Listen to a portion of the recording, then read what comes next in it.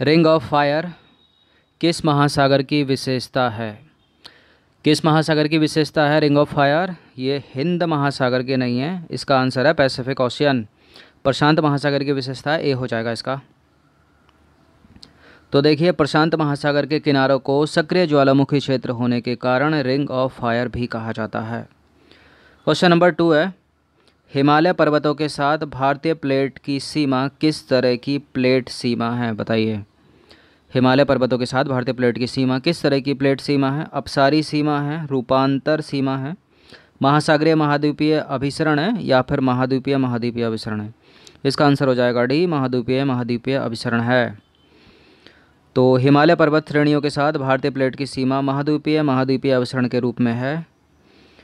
Question number 3 है, plate विवर्तनिकी सिद्धांत के अनुसार पृथ्वी के स्थलमंडल को 7 मुख्य प्लेटों व कुछ छोटी प्लेटों में विभक्त किया गया है। ध्यान दीजिएगा, 7 तो मुख्य प्लेटें हो गई। अलग से पूछा जा सकता है कि पृथ्वी के स्थलमंडल को कितनी मुख्य प्लेटों में बांटा गया है, तो इसका आंसर है 7।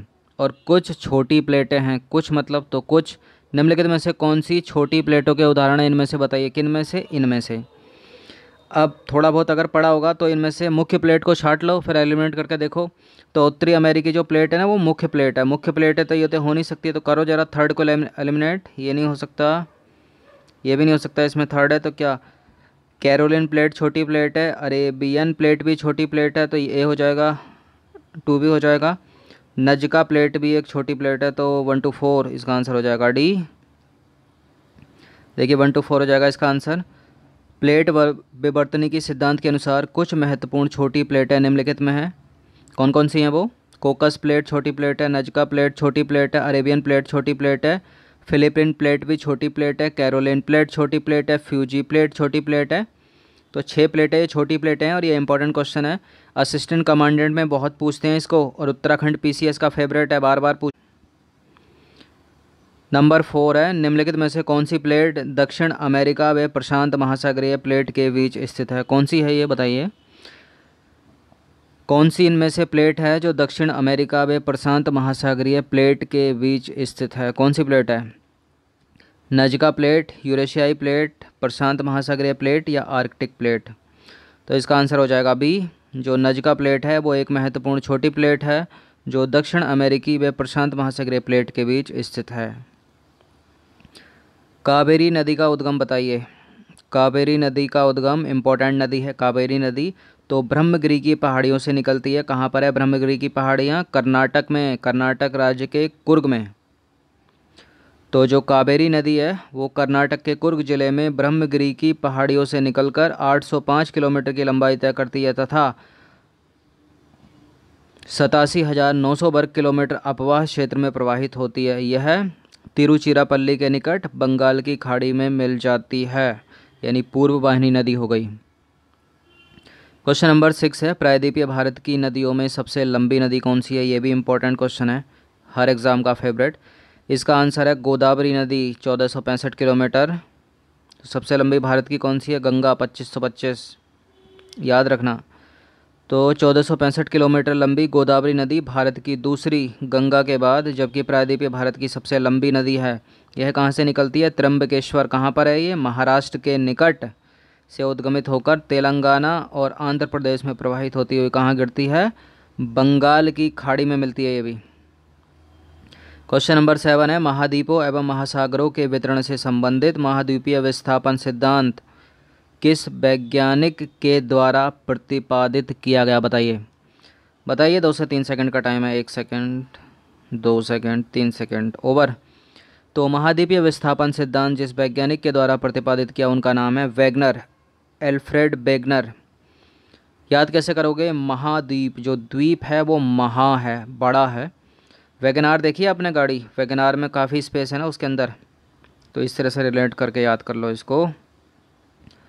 देखिए, जर्मन मौसमविद है अल्फ्रेड वेगनर ने महाद्वीपीय विस्थापन का सिद्धांत सन 1912 में प्रतिपादित किया। यह सिद्धांत महाद्वीप एवं महासागरों के वितरण से संबंधित था।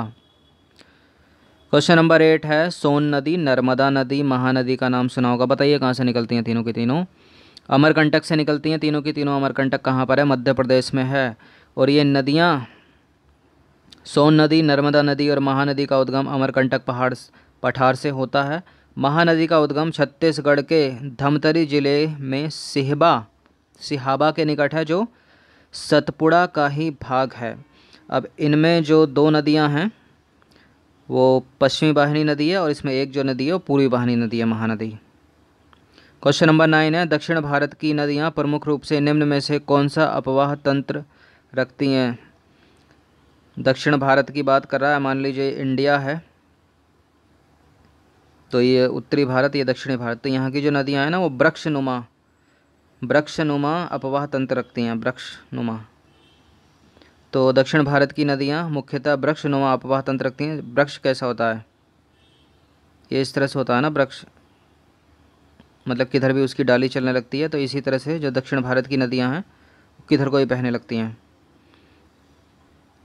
क्वेश्चन नंबर 10 है, जो नदी शेष अन्य से भिन्न है वह कौन सी इनमें से बताइए। तो नर्मदा नदी तो पश्चिम वाहिनी नदी है, सिंधु भी पश्चिम वाहिनी नदी है, ताप्ती भी पश्चिम वाहिनी नदी है। नर्मदा और ताप्ती एस्चुरी भी बनाती हैं। तो महानदी जो है ना ये पूर्व वाहिनी नदी है, तो ये बंगाल की खाड़ी में गिरेगी और तीनों गिरेंगी अरब सागर में। तो कौन सा डिफरेंस है इसमें, जो डी इसमें हो जाएगा अलग, दूसरे से भिन्न है इन तीनों से। तो नर्मदा नदी, सिंधु नदी और ताप्ती नदी का मुहाना अरब सागर में ही है, जबकि महानदी बंगाल की खाड़ी में अपने डेल्टा का निर्माण करती है। इस आधार पर महानदी अन्य तीन से भिन्न है। इस तरह का प्रश्न भी पूछा जा सकता है। क्वेश्चन नंबर 11 है, निम्नलिखित में से कौन सी बड़ी प्लेट नहीं है। अभी बताया था, देखिए बड़ी प्लेट नहीं है तो छोटी प्लेट होगी। तो नजका प्लेट एक छोटी प्लेट है क्योंकि ये बड़ी नहीं है, तो बी हो जाएगा इसका। देखिए नजका प्लेट एक महत्वपूर्ण छोटी प्लेट है। 6 छोटी प्लेट गिनाई थी अभी और 7 बड़ी प्लेट हैं, जो दक्षिण अमेरिका और प्रशांत महासागरीय प्लेट के बीच स्थित है। प्लेट विवर्तनिकी सिद्धांत के अनुसार पृथ्वी का स्थल मंडल 7 मुख्य प्लेटों में विभक्त है, याद रखना।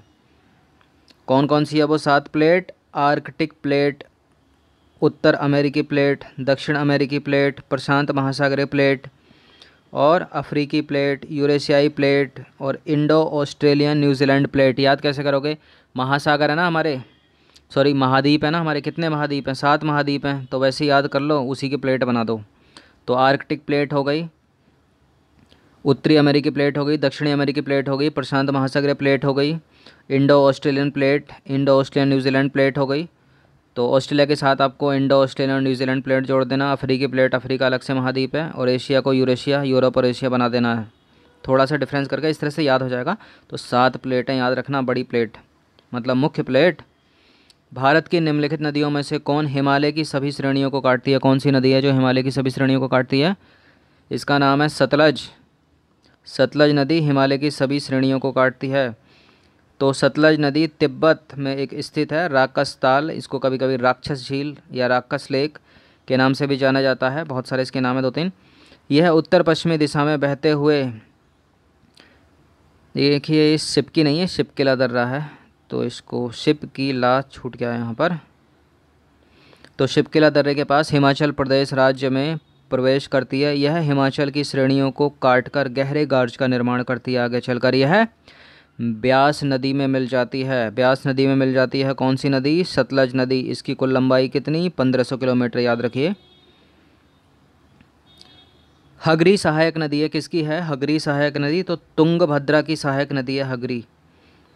तो हगरी नदी जो है वो पश्चिमी घाट से निकलकर कर्नाटक और आंध्र प्रदेश से प्रवाहित होकर तुंगभद्रा नदी में मिल जाती है। इसे बेदावती नदी के नाम से भी जाना जाता है। बेदा और अवती नदियाँ सहाद्री से निकलकर पुरा के पास मिलकर बेदावती कहलाती हैं। निम्नलिखित में से कौन सोन नदी का वास्तविक स्रोत है। सोन नदी का वास्तविक स्रोत तो अमरकंटक है। तो शहडोल जिले में अमरकंटक है सोन नदी का वास्तविक स्रोत। तो देखिए सोन नदी की उत्पत्ति मध्य प्रदेश के शहडोल जिले में, जिला है मध्य प्रदेश का, नाम है उसका शहडोल, अमरकंटक के पास से हुई है इसकी उत्पत्ति। और सोन नदी मध्य प्रदेश से उद्गमित होकर उत्तर प्रदेश, झारखंड और बिहार से प्रभावित होकर पटना के समीप गंगा नदी में मिल जाती है। तो गंगा नदी में मिलेगी ये। और इसकी जो प्रमुख सहायक नदी है वो रिहंद है और उत्तरी कोयल, ये नदी का नाम है। नंबर 15 है, निम्नलिखित में से कौन एक कृष्णा की सहायक नदी नहीं है। तो ये इम्पोर्टेंट प्रश्न है जो सहायक नदियों का, आप याद कर लीजिए, इनको रट लीजिए। देखिए बहुत सारी चीज़ें ऐसी हैं पढ़ाई में जो सब कुछ समझ नहीं सकते, उनको रटना ही पड़ेगा आपको, टिप ऑफ द टंग होना चाहिए। गोदावरी की सहायक नदी, कृष्णा की सहायक नदी, कावेरी की सहायक नदी, ब्रह्मपुत्र की सहायक नदी, गंगा की सहायक नदी, सिंधु की सहायक नदी, सतलज की सहायक नदी, इनको आपको रटना ही पड़ेगा। तो भीमा, घाट प्रभा, माल प्रभा, तुंगभद्रा, ये सब कृष्णा की सहायक नदी हैं। बेन यहाँ पर तेल नदी कृष्णा की सहायक नदी नहीं है, क्योंकि तेल नदी जो है वो